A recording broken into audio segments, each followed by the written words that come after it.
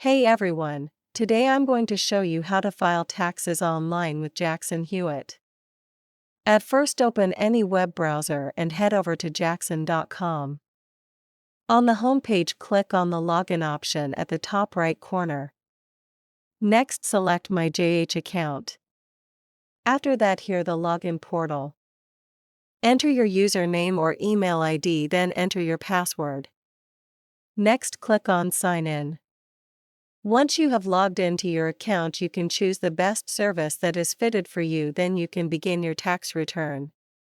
You will be prompted to enter your personal information, including your name, address, social security number and filing status.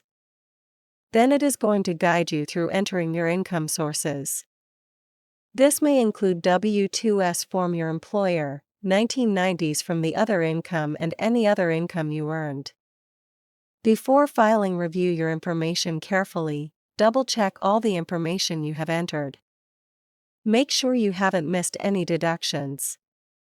Once you are satisfied, you can file your taxes online through Jackson Hewitt's website. So that was all. That's how you can file taxes online with Jackson Hewitt.